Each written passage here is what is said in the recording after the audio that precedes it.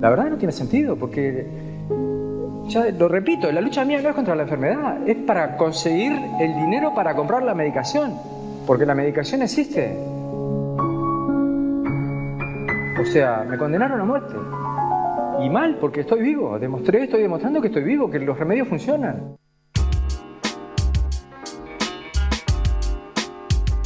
Escuchábamos a Daniel Lorenzo, un paciente enfermo de cáncer de pulmón. El medicamento que lo ayudaba a enfrentar su enfermedad estaba fuera del denominado formulario terapéutico de medicamentos, una lista de fármacos de alto costo que el Estado está obligado a financiar, por eso le fue negado por el Ministerio de Salud Pública. Como tantas otras personas en esa situación, Daniel recurrió a la justicia y obtuvo un fallo que obligó al Fondo Nacional de Recursos a suministrarle el fármaco.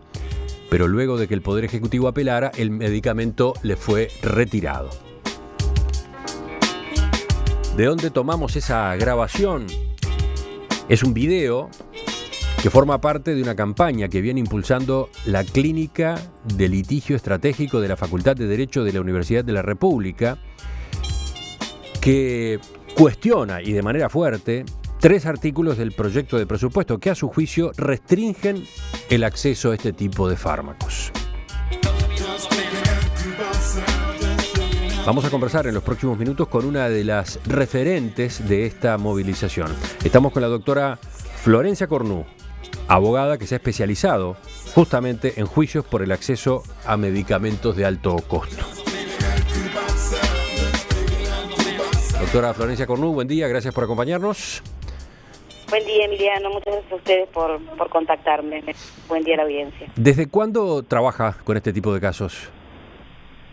Yo comencé con este tipo de casos a finales del 2009, principios del año 2010, por azar, como suelen suceder las cosas. Un colega tenía una situación con un compañero de trabajo, que era exactamente esta, un medicamento no incluido en el FTM, que era indicado por el médico tratante como el único que podía ofrecerle alguna expectativa de tratamiento. Y como solemos hacer los abogados frente a cosas que no estamos acostumbrados a hacer, salió a buscar otras personas para asesorarse, para intentar llegar a esto de la mejor manera posible, porque es uno de los pocos casos como abogados en los que uno se enfrenta de que de su pericia puede llegar a depender la vida de una persona. Entonces, en general, los abogados tratamos de ser muy responsables con eso y buscar a alguien que nos oriente. Y yo simplemente había escrito algún artículo para alguna revista académica sobre la acción de amparo y algún análisis de jurisprudencia, y a él le pareció suficiente. Entre todos hicimos un trabajo muy arduo, y ahí fue que hicimos nuestra primera acción de amparo, con un resultado que al principio fue muy bueno, porque la primera instancia fue favorable, pero que, como pasó con Daniel, fue revocada en segunda instancia. Y en ese caso, y si me permites te hago el cuento porque muestra un poco cuál es el estado de la situación. El paciente se llamaba Juan Carlos, y en ese caso conseguimos una audiencia con quien en ese momento era el subsecretario de Salud, y fuimos a mostrarle que había empezado el tratamiento, que los síntomas que tenía hasta ese momento habían disminuido, que su calidad de vida había mejorado. Y el ministerio decidió, el ministro en ese momento era Olesker, continuar el tratamiento. Fue la última excepción que se hizo en el año 2010 hasta esta administración en que se comenzaron a hacer excepciones nuevamente. Por eso yo, cuando se hacen excepciones, no cuestiono que las excepciones tengan necesariamente un perfil que no sea el estrictamente médico, al revés. Desde aquel momento lo que estamos planteando muchos de nosotros es que se cree un procedimiento para que no sea necesario que el paciente pase por el juicio y se analice, como se analizó el caso de Juan Carlos, como se han analizado las excepciones que se están tratando ahora en el ministerio, caso a caso, si esa situación, si ese paciente, si esa enfermedad tienen la indicación precisa del medicamento que se está pidiendo, aunque no pueda por algún motivo económico, presupuestal, ser incluido todavía en el formulario terapéutico. Enseguida vamos a ir a eso, al fondo del asunto, pero antes una duda más. Usted juega un papel muy activo en el debate en las redes sociales en torno a este tema. Sin embargo, no se encuentra en Uruguay, está en Miami, Estados Unidos. ¿Cómo es esto? Sí. Bueno, yo estoy acá por una cuestión familiar. Mi esposo fue transferido para trabajar acá, y bueno, y la familia tomó la decisión de mudarse aquí, pero hay actividades que uno no las abandona nunca, aunque no trabaje formalmente en eso. Y para mí esto, desde que comencé, siempre fue algo más que el ejercicio de la abogacía puro y duro. Siempre fue un compromiso, una causa, con el paciente individual y con, por último, una solución o una aproximación a una solución. ¿Qué vinculación tiene usted con la Clínica de Litigio Estratégico de la Facultad de Derecho de la Universidad de la República? Y una vinculación más que nada afectiva, le dije. Yo conozco a las personas que la integran desde hace muchos años, porque yo también integré institutos en la Facultad de Derecho cuando estaba en Uruguay, concretamente el Centro de Relaciones de Consumo, dirigido por la doctora Zafir, y hicimos muchas actividades juntos con el consultorio jurídico, justamente en estos temas. Y bueno, ni bien apareció, siempre nos hemos mantenido en contacto, colaboro en lo que puedo con ellos desde la experiencia que he podido acumular, que a veces es útil, sobre todo para los casos puntuales, ¿no? Por esto que le digo, esta colaboración entre abogados, aunque no trabajemos juntos, aunque no pertenezcamos a las mismas firmas, aunque trabajemos gratis. Contrariamente a lo que se ha querido instalar, la mayoría de los abogados que trabajan en las acciones de amparo, no le voy a decir que no cobran, porque a veces se cobra en la medida de lo posible, pero el fin último nunca es el honorario. El fin siempre es tratar de obtener la medicación que la persona precisa, y por eso yo le diría que casi todos los abogados que conozco, hay alguna excepción, pero casi todos, nos pasamos los escritos, nos compartimos las pruebas, nos alertamos de que hubo esta situación, de que hubo aquella otra. Se trabaja de una forma diferente a que si fuera una cuestión comercial. Y en ese tablero, ¿cómo se ubica la Clínica de Litigio Estratégico de la Facultad? La clínica tiene un rol fundamental porque desde hace unos años es la que le garantiza a las personas, no solamente que no van a tener que pagar el honorario de un abogado, que a veces no es la única limitación, porque el honorario del abogado, el abogado puede renunciarlo. El problema es que hay otros costos asociados al juicio, como por ejemplo el pago de un perito. Y eso, la clínica, por la forma de trabajo de la clínica, eso se puede evitar, porque está exonerada de pagar peritajes. Eso es muy importante para el acceso, no solo al medicamento, sino a la justicia. Y además el compromiso con el que la clínica ha venido desarrollando el consultorio jurídico y la Facultad de Derecho en general, nos hace sentirnos orgullosos de esa forma de trabajar para proteger los derechos, ¿verdad? Nadie puede, la clínica es inobjetable desde el punto de vista moral, nadie puede decir que la clínica lo hace porque tenga alguna relación especial con nadie, ¿verdad? Es simplemente trabaja para la defensa de los derechos. ¿Y esta clínica de litigio estratégico se puso al frente de la campaña, de esta campaña acceso a medicamentos de alto costo? Y cuando hablamos de la clínica hablamos básicamente de estudiantes y docentes, ¿verdad? Los que han hecho mayor difusión y mayor trabajo entre eso han sido estudiantes. Hay todo esto de la campaña y como toda una fantasía con respecto de que esta campaña, quién la financia, quién está atrás de esto. Y Cotelo, déjenme asegurarle, atrás de esto están los estudiantes, los profesores y los abogados que estamos comprometidos con este tema, algunos pacientes, no hay nada más que eso, es gente preocupada y comprometida. Han abierto un blog, un sitio en internet que es accesoamedicamentosuruguay.org. ¿Qué es eso? ¿Cuál es el objetivo de esa herramienta? El objetivo de esta herramienta es, nosotros, como le decía, estamos desde el 2009-2010 con esto. Y cada tanto hemos tenido empujes, salimos a la prensa, contamos lo que pasa, tratamos de que el tema se ponga en discusión y que llegue a la gente, y eso pasa como por oleadas. Si usted busca, hay un informe de subrayado del año 2013 que es prácticamente similar a todos estos testimonios que están mostrando hoy. Es decir, la situación no ha cambiado nada. Pero ¿qué pasa? No teníamos una memoria de todo esto. No había un acumulado. El blog lo que busca es que podamos ir guardando, registrando todo lo que va sucediendo en la discusión, de manera que dentro de 5 años, dentro de 2, podamos tener un histórico, ¿verdad? No estemos siempre partiendo de cero. Y si uno ve el nivel de la discusión, incluso a nivel de la prensa hoy, ha mejorado mucho porque estamos todos más familiarizados, sabemos todos más de lo que estamos hablando. Y hace pocas semanas decidieron lanzar esta serie de videos de la cual yo ponía recién al aire un ejemplo, videos en los que hablan algunos de los pacientes que están reclamando o han reclamado el acceso a medicamentos de alto costo. Fue un paso polémico, algunos voceros del gobierno lo calificaron como golpe bajo. ¿Por qué fueron por ese lado? No es la primera vez, como le decía, si usted mira en el 2013 había testimonios del propio Daniel Lorenzo, que hace mucho que está peleando por acceso a medicamentos, ya había testimonios y ya salían en la prensa a veces. Sí, en la prensa han salido testimonios, pero ahora están como armados, ¿verdad? Son videos bien realizados, bueno, en los que los testimonios adquieren un peso importante, ¿no? Sí, es verdad. Y bueno, creo que la idea es ponerle nombre a estas entelequias de las que estamos hablando, ponerle rostro, ponerle historia. Cuando en el Parlamento se vota la ley de presupuesto, cuando se deciden las políticas de salud, cuando se crea el formulario terapéutico, cuando se actualiza, cuando se niega un medicamento, creo que a veces el insumo que falta es el de la persona que está detrás de esa decisión, la persona que va a sufrir las consecuencias directas de esa decisión.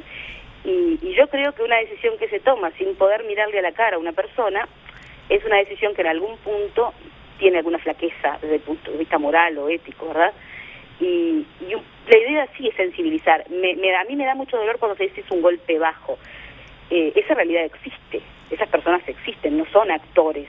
Esto no es un montaje, esa es vida de gente. Entonces no es un golpe bajo, es mostrar la realidad, las consecuencias de las decisiones que se toman, el impacto, las personas que están detrás del impacto de esas decisiones. Creo que a veces es necesario y si me permite, yo no diría que gracias a eso, pero eso ha contribuido a que el tema se esté hablando hoy, se discuta y haya mayor sensibilidad en las autoridades en algunas cosas. Enseguida vamos a concentrarnos en la discusión que se ha dado en torno a estos 3 artículos del proyecto de presupuesto. Dice uno de los mensajes de los oyentes, a propósito de cómo yo explicaba el asunto, decía que hay medicamentos de alto costo que sí son financiados por el Estado a través del Fondo Nacional de Recursos. El oyente puntualiza, no es el Estado quien financia los medicamentos, aportamos todos los ciudadanos para el Fondo Nacional de Recursos. Está bien, es una aclaración válida, vale la pena mirarlo desde ese ángulo. Por ahí volvemos enseguida en la segunda parte de la entrevista. En el tratamiento en el Parlamento del proyecto de ley de presupuesto, una de las controversias más fuertes se ha estado dando en torno a 3 artículos que en principio restringen el acceso a medicamentos de alto costo financiados por el Fondo Nacional de Recursos.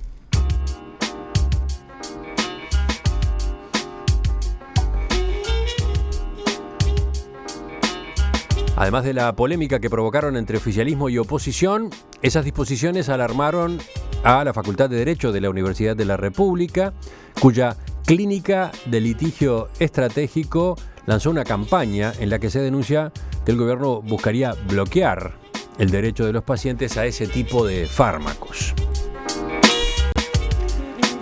De eso es que vamos a conversar a partir de este instante con nuestra entrevistada, la doctora Florencia Cornu, abogada especializada en casos en los que pacientes reclaman por el acceso a estos fármacos de alto costo. Preguntan algunos oyentes, doctora Cornu, ¿de qué costos estamos hablando? ¿De qué valores en estos medicamentos? Bueno, los valores varían dependiendo del medicamento, porque incluso varían si estamos hablando de tratamientos que son crónicos o cuestiones que pueden ser puntuales de 6 meses. Hay medicamentos que cuestan $6.000, $10.000. Hay incluso un medicamento que tiene un valor teórico, porque en realidad, como es imposible de comprar, nadie lo ha podido verificar, de hasta $40.000, que es un medicamento para una enfermedad muy rara. Pero en general estamos hablando, por ejemplo, en los medicamentos, yo creo que el diputado Galo mencionó algunos casos de cuánto sería el valor, el costo agregado, ¿verdad? Y él, por ejemplo, planteaba 3 ejemplos, y un ejemplo de los que él planteaba era el pertuzumab para el cáncer de mama, y eran alrededor de 70 pacientes, si yo no recuerdo mal, y el valor agregado del tratamiento serían unos $3 millones. Creo que eso era una cifra, por ejemplo, para que se tenga una idea. Pero llevado al paciente y a su gasto mensual. ¿De qué números estamos hablando? $6.000, ¿Perdón? $6.000, $10.000. ¿Por mes? ¿Hola? Por mes, sí. Son gastos que son prohibitivos para cualquier familia de ingresos normales. Dentro de un rato vamos a volver al capítulo precios, pero vamos a detenernos ahora en el artículo 425 del proyecto de ley de presupuesto enviado originalmente por el Poder Ejecutivo al Parlamento. Leo lo que decía: la responsabilidad del Estado, así como de las entidades públicas y privadas que integran el Sistema Nacional Integrado de Salud, con relación a la población usuaria de dicho sistema, queda limitada al suministro de los programas integrales de prestaciones consagradas en el artículo 45 de la Ley 18.911 del 5 de diciembre de 2007, no siendo de su cargo la dispensación de prestaciones, estudios, procedimientos diagnósticos, terapéuticos o de rehabilitación, medicamentos o vacunas que no se encuentren incluidos en los programas integrales de salud, el catálogo de prestaciones o el formulario terapéutico de medicamentos definidos y aprobados por el Ministerio de Salud Pública, ni de aquellos que aún definidos y aprobados sean destinados a atender patologías ajenas a las previstas en los mencionados programas, catálogo o formularios y de acuerdo a la normatización o protocolarización definida por el Ministerio de Salud Pública o el Fondo Nacional de Recursos. Es una redacción larga, compleja, no sé si todos los oyentes pudieron seguirme, pero en síntesis, según ustedes, ¿cuál era el propósito del Poder Ejecutivo con este texto?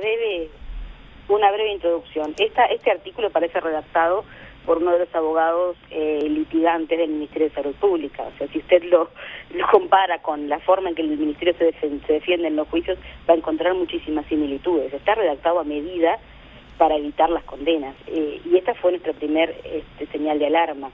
Yo, si me permite la introducción, el Ministerio pierde frecuentemente los juicios por medicamentos porque no logra probar algunas cosas. Y entre algunas de las cosas que le dicen los jueces es: usted no actualizó el formulario terapéutico de medicamentos, o usted no se pronunció sobre tal o cual medicamento que este paciente le está solicitando en un plazo de un año.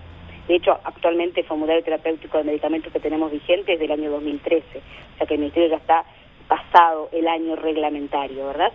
Que ya es mucho, pero ya lo tiene incluso cumplido ese periodo. Entonces el Ministerio lo primero que hizo fue dictar una ordenanza, pronunciándose, diciendo: está bien, me están condenando porque yo demoro en pronunciarme respecto de si incluyo o no incluyo los medicamentos. Voy a pronunciarme, digo que no voy a incluir ninguno. Y esa fue la famosa ordenanza 86 del año 2015 que dictó la ministra saliente a pocos días de irse. Una ordenanza bastante desafortunada, pero bien, la dictó. Este proyecto, el proyecto original del 425, lo que buscaba era darle la vuelta para que fuera una ley la que dijera algo similar. Una ley que dijera lo que el Ministerio necesita que diga para poder defenderse en el juicio y dejar de ser condenado. No tiene otro objetivo. Yo no he encontrado otra vuelta que esta. Parece redactado por uno de los abogados litigantes del Ministerio. O sea, que el límite de la responsabilidad del Estado en cuanto al suministro de medicamentos no estuviera plasmado en una resolución administrativa, sino en una ley. Exacto, una ley que dijera que el que fija cuál es el contenido de las prestaciones que va a dar es el propio Ministerio de Salud Pública. Y entonces se evalúa su conducta en relación a las normas que él mismo dicta. Eso es lo que decía originariamente el 425, obviando la existencia del artículo 44, inciso 2 de la Constitución, que establece que todas las personas que carecen de recursos suficientes deben de recibir los medios de atención necesarios. Porque acá hay una cosa que se omite decir: acá nadie está pidiendo todo para todos.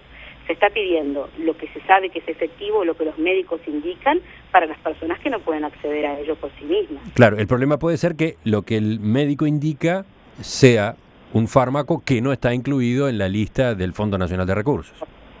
Exactamente, ese es el problema que se da. Hay que decir que ese artículo cambió, que hubo ante la reacción, que fue instantánea de muchos actores, se cambió ese artículo y ese artículo ya no dice lo que decía. Sí, evitando o procurando evitar los recursos de inconstitucionalidad, se procedió a modificar el texto del artículo, que ahora dice esto otro. Es más corto, desde ya le aclaro al oyente, es más corto. Compete al Poder Ejecutivo regular los programas integrales consagrados en el artículo 45 de la Ley número 18.211 de 5 de diciembre de 2007, definiendo las prestaciones, los estudios y los procedimientos diagnósticos, terapéuticos y de rehabilitación, medicamentos y vacunas que forman parte de los mismos. Dichos programas serán los que las entidades públicas y privadas que integren el Sistema Nacional Integrado de Salud tendrán la responsabilidad y obligación de suministrar a toda la población usuaria de dicho sistema. ¿Cómo analizan ustedes esta modificación? ¿Les conforma? Modificación, no. ¿Por qué no? Porque esta modificación, en definitiva, deja un artículo 4, que ahora ya no es más 425, pero sigamos hablando de los números viejos, que dice lo mismo que decían las leyes anteriores. O sea, el sistema hoy, el sistema de salud, en definitiva, por todos lados dice lo mismo. Es el ministerio el que debe actualizar el formulario terapéutico y las instituciones solo están obligadas a dar aquello que está incluido en el formulario o en las prestaciones del PIA. Hasta ahí, bien, no aporta nada. Ahora, si nosotros juntamos ese artículo con el último, con el que era el 439, el 439, que ahora es 457, si yo no estoy equivocada, dice cómo se va a actualizar ese formulario terapéutico de medicamentos. Y dice, se va a actualizar en función de la evidencia científica, lo cual es indiscutible, ¿verdad? Nadie pretende que se incluya en un formulario terapéutico de medicamentos una cuestión que no tiene una suficiente evidencia. Pero hace mención a otros datos que se vienen ingeniosamente obviando, que es la disponibilidad presupuestal, la costo-efectividad y las directivas de la Organización Mundial de la Salud. Entonces, lo que nosotros sostenemos es que la articulación de estas dos disposiciones lo que va a pretender es construir a la hora del litigio, porque seguimos hablando de lo mismo. Estos tres artículos no tienen otro objetivo que defender al Ministerio en los juicios. Estamos buscando evitar la judicialización del acceso a medicamentos, no por la vía de proteger a las personas para que accedan como corresponde en un ámbito médico, sino por la vía de crearle herramientas legales de protección al Ministerio puramente a los efectos de los juicios. Entonces, la construcción de uno de los elementos fundamentales de la acción de amparo, que es la ilegitimidad manifiesta, va a ser más complicada, porque el Ministerio va a decir, yo no estoy obligado a actualizar el formulario terapéutico de medicamentos por fuera de lo que dice la disposición del que hoy es el 457. Si el medicamento no está en las directivas de la OMS, yo no estoy obligado a incorporarlo. Si el medicamento no cuenta con un informe favorable de impacto presupuestal, no estoy obligado a incorporarlo. Entonces, de nuevo, por una vía oblicua, estamos supeditando la provisión de un medicamento que puede ser imprescindible para el tratamiento de una persona a las cuestiones presupuestales y encima a cuestiones externas, que son las directivas de la OMS, que entendamos, no son directivas generales, están pensadas para escenarios muy diferentes. Y a mí es una de esas cosas que más me preocupa. Nosotros estamos usando la Organización Mundial de la Salud, el Instituto del Banco Mundial, esas situaciones de salud derecho, que son foros internacionales, para escudarnos en eso. Como es un problema mundial, entonces nosotros no tenemos, parece, la obligación de enfrentarlo y darle la mejor solución de la que nosotros seamos capaces como país y sociedad. Nosotros, no Brasil, no Colombia, no Reino Unido, no Estados Unidos, nosotros. Ahora, ese es sí, la escuchaba con atención y mientras tanto estaba dándole una mirada a los mensajes de los oyentes, donde aparece la insistencia en cuanto al tema precios de estos medicamentos, ¿no? Porque señalan algunos de ellos, en el fondo de este debate, y bueno, y usted misma lo estaba mencionando recién, hay un problema económico, ¿no? ¿Cuánto le cuesta al Estado el suministro de estos medicamentos que son notoriamente caros? Las autoridades alegan que suministrar gratuitamente los medicamentos de alto costo, todos los que sean solicitados, pone en jaque al propio sistema del Fondo Nacional de Recursos. Entonces, ¿qué proponen ustedes para que sea viable este gasto en el presupuesto del Estado o del Fondo Nacional de Recursos? En primer lugar, yo propondría que se hiciera un análisis real y serio de los números, porque el otro día en la discusión parlamentaria que yo seguí muy atentamente, el diputado Galo traspoló números de un congreso, y la verdad es que a veces asusta cuando se plantean cifras que son en el aire. Entonces, lo primero que propondríamos es que se sepa exactamente cuántas personas son, qué medicamentos son y cuál es el costo agregado de de poder cumplir con estas indicaciones en los casos de que satisfagan los criterios médicos. Te repito, no estamos planteando que se dé cualquier cosa a cualquier persona. Eso es, en primer lugar, saber dónde estamos parados, que yo creo, con total respeto, que no sabemos. En segundo lugar, el Ministerio ha planteado que están estudiando técnicas de compra conjunta con UNASUR. Bien, este es un problema que, como hemos hablado, tiene muchos años, ¿no? Y recién estamos hablando de que estamos estudiando. Esa puede ser una salida. En las técnicas de riesgo compartido que plantea el Ministerio también, recién ahora, que hace años que se están implementando en muchos lugares. Estamos de acuerdo. Aclaremos lo que es lo del riesgo compartido. Es un convenio entre el Estado y los laboratorios. Los laboratorios. ¿No? Que asumen riesgos en cuanto a la incorporación de un medicamento, si da resultado o no. Se usan en otras partes del mundo. Si el medicamento que se incorpora no da el resultado que se estima, el Estado no lo paga. Exacto. O se pagan tasas de precios diferenciales. Cuando el medicamento está indicado para varias enfermedades, para aquellas que tienen mayor nivel de evidencia, se paga un precio, para aquellas que tienen menor nivel de evidencia se paga un precio menor.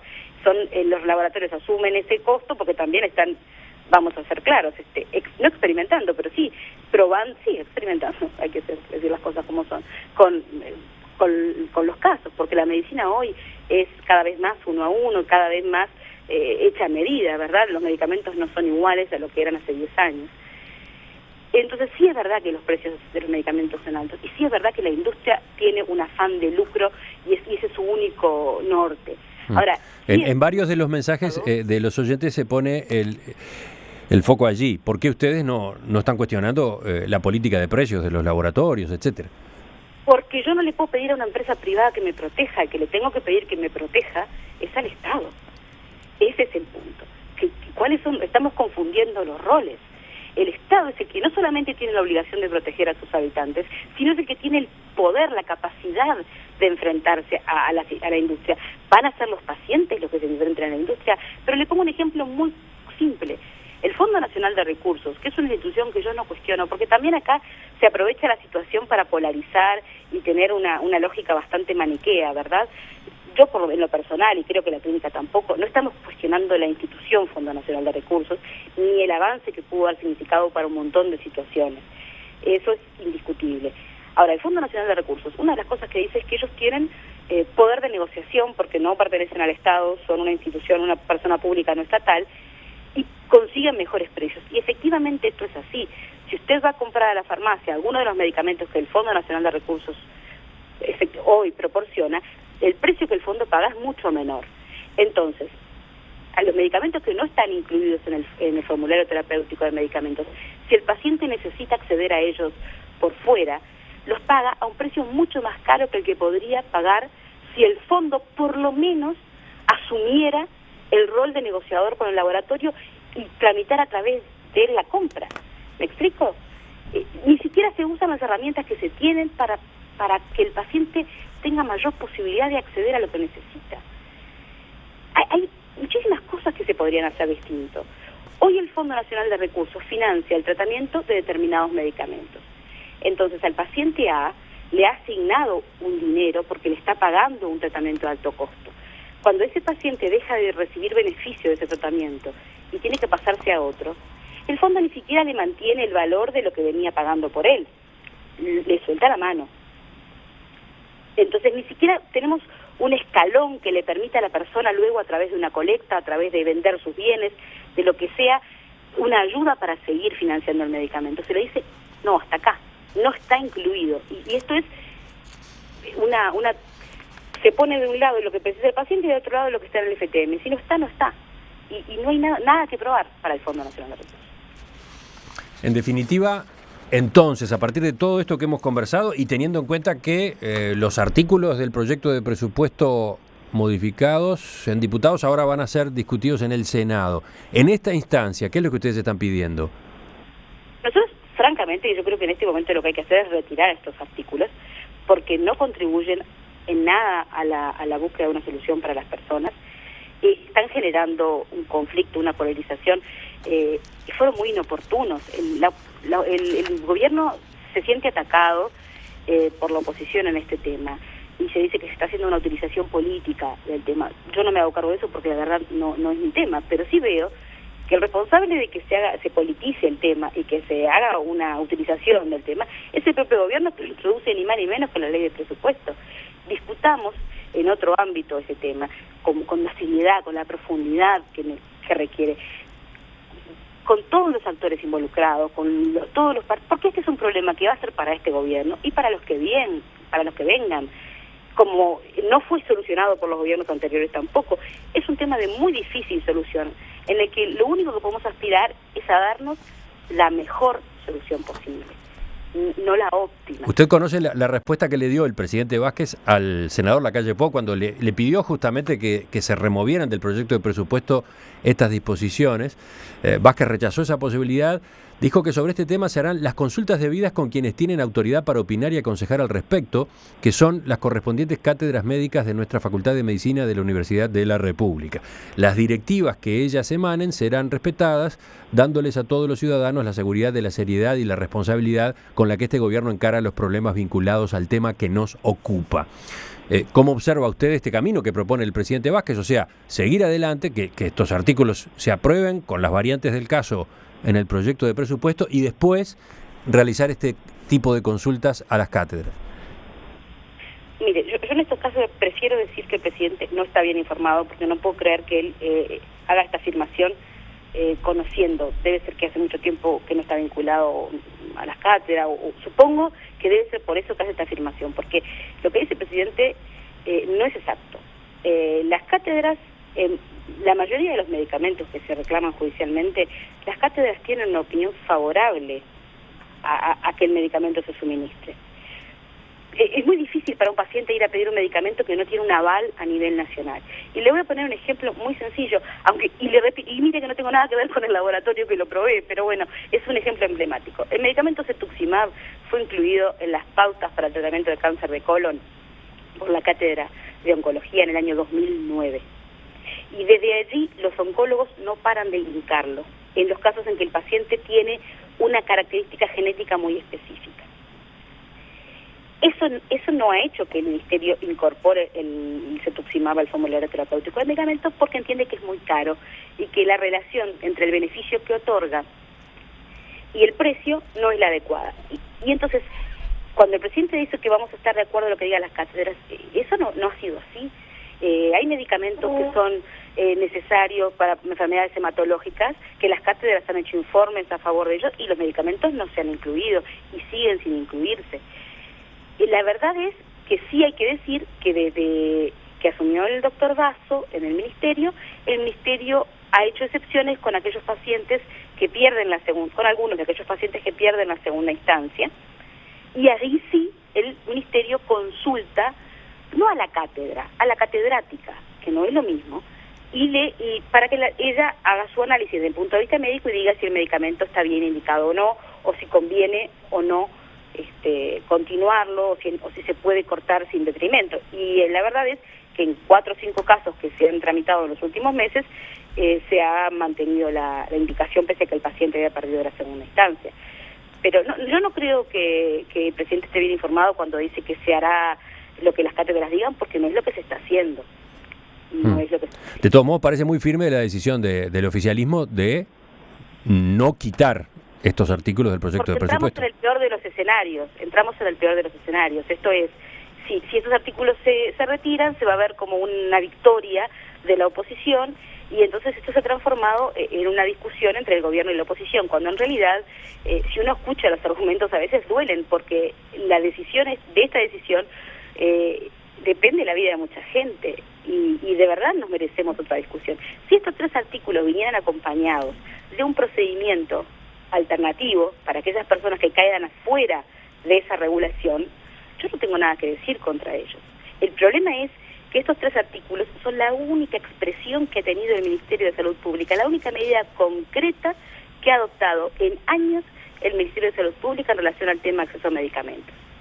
Y cuando va a adoptar una medida es en el sentido de la limitación del acceso, en el sentido de la desprotección. Y no viene acompañado esto de ninguna otra alternativa. No hay convocada una real instancia de diálogo entre todos. No hay nada más concreto que esto. Doctora Florencia Cornu, abogada especializada en litigios por el acceso a medicamentos de alto costo, integrante de este movimiento Acceso a Medicamentos de Alto Costo Uruguay. Le agradezco su participación esta mañana en Perspectiva, sus respuestas a estas preguntas. Es un tema que va a seguir en nuestra agenda, ¿de acuerdo? Yo le agradezco mucho a usted la oportunidad. Gracias y buen día para todos.